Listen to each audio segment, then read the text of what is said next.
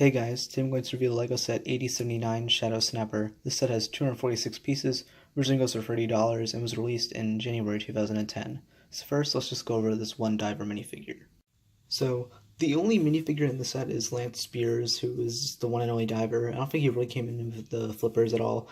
But the main thing, of course, is the helmet, which you can take off. There's two different expressions and printing on the back. But the torsos are basically the same, except for the whole thing was the same except for the face print. He also goes with the turtle ring, which was pretty rare. I think it only came in this set, the Portal of Atlantis, and maybe one other set, but that's kind of it. So this is I think probably the cheapest way to get it too, from what I remember. I'm not 100% sure, but that was really the only minifigure of the set. I'm also gonna go over the sub real quick. This is just kind of to give the diver a fighting chance. So again, let me take off. Basically, just seat him down. There's a little seat in there to kind of insert him in. You open up these flaps here. This one can kind of come off quite a bit, and you just insert him in. Now, once you get him in, just kind of close it down. It'll probably fold up on him. It's kind of weird because you really won't be able to see too much. Just a little joystick there, some lights. It's a little spinning turbine, which I guess you can put the other way as well. Mostly just have it this way, along with two harpoon guns that you can use, along with these flick fire missiles, one on each side. So this here is the Shadow Snapper, the giant mutant turtle thing. First I want to start with the shell itself. It's made out of these type of Bionicle type pieces, which the only complaint I actually have about the set mainly, besides there not being enough figures, is that if you take a lot of these off, you can, there's a weird connection points that they use.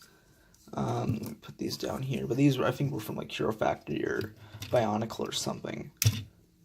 But basically, it's kind of a weird base that they did that. I think they could have covered this up more and, not make this like a yellow or, in general, just a really attractive color so that you can, kind of see it or not see it. Because it still kind of sticks out a bit. It's the only complaint I have about this set. But I do like how they did the shell in general besides that.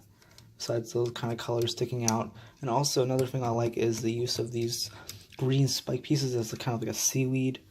It looks interesting, and also the back is a little bare. You can kind of see the inside of that, but I don't really care about that too much. Move the arms. You can also joint the hands and the claws and kind of grab minifigures. You also kind of have to balance it a bit. And then you also have the kind of feet back here, and you can just bend this. The tail itself is a pretty big piece. I think they really only use this for like dragons. The back is kind of flat as well, but I do like the tail pieces that they use. And finally, we have the head, which is a little more of a unique build. It uses that kind of Hero Factory piece there. It kind of connects to the head. You can, of course, just move the jaw up and down, but that's kind of it for the turtle. So, overall, this is a pretty interesting Atlantis set. I do like what they did differently here and made an animal that's traditionally not a villainish type animal and made it the main focus. And I like the unique build to it, along with the interesting ring. But that's all for this video. Thank you guys for watching, and bye guys.